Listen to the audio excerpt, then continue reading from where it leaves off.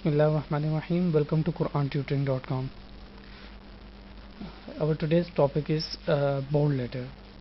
Today, inshallah, I will try to explain all the rules which is related with the bold letters. So, first of all, always remember we have 7 bold letters in all of the alphabet letters. There are 30 alphabet letters, and we have 7 bold letters. And as every bold letter will read with heavy and strong voice, mean we should pronounce all of the bold letters with heavy and very strong voice. So there are 7 bold letters. I'm trying to read. Number 1, kha, sad, zad, ghain, ta, qaf, and za. This was bold letters. If you memorize only this word khussa, zagutin, qiz, I can see there are every bold letters in this word: kha, sad, then sad, gha, ta, and qaf, and also za. So this was the bold letters. Whenever these letters will become in Quran, we should pronounce these letters with heavy and very strong voice. There is one letter which is ra. It has sometimes we'll read ra boldly, and sometimes we'll read the ra lightly. What is the situation when we'll read ra boldly? So definitely when ra has any of movement upon it, then we should pronounce ra boldly. Let's see an example. I can see here ra, and it has a movement upon it, so we'll read ra fatha ra boldly. Again, ra dhamma ru, it will also bold. Ra fathin ran, this will also bold because there is a movement upon it. So every ra which has any movement upon it, then ra will be bold. Udira, rusulu, qadaran, ajrun, mir rabbika. So this was some example in this in this situation. Whenever ra has any movement on it, then ra will be bold. But definitely sometimes there is a movement below the ra. So what we'll do if ra has any movement below it? It is light when it has any movement below it.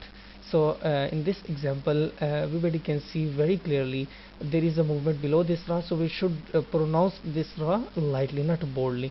Ra kasra ri, ra kasrain rin. Try to read the word. Zuriba. Listen to me once again.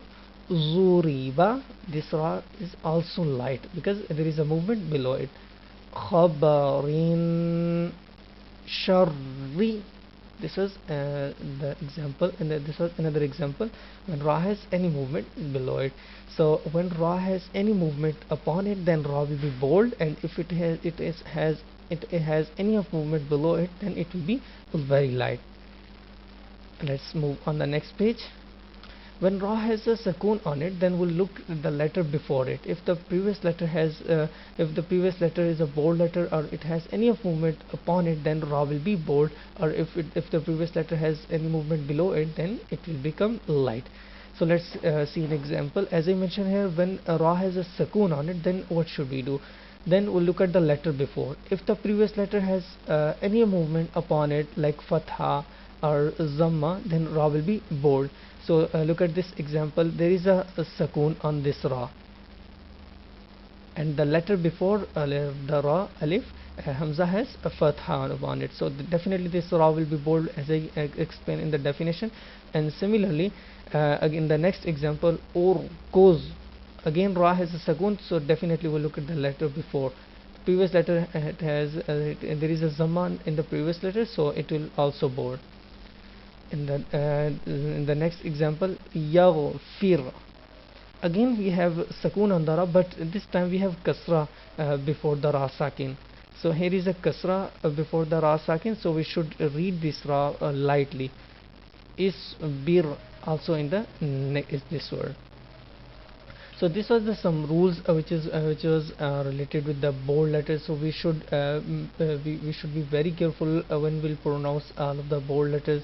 Let me explain again very quickly. We have 7 bold letters: khussa, zagt, and qiz. There are 7 bold letters in this one, and after that there is a one letter ra. It has sometime will read, sometime ra will be bold, and sometime it will be light. So when ra has any movement upon it, then it will be bold, and if it has any of movement below it, then it will be light. So definitely sometime ra has a sakun on it. So in this situation we'll look at the letter before. If the previous letter a bold letter, then it will read boldly, or if the previous letter has movement upon it, then it will be bold. Similarly, if the previous letter has kasra, then the previous letter of ra sakin has kasra, then it will be light. So this was the theme for this was the theme, and this is the theme of our today's class. So inshallah we'll continue in our next class. Till then, assalamu alaikum wa rahmatullahi wa barakatuh.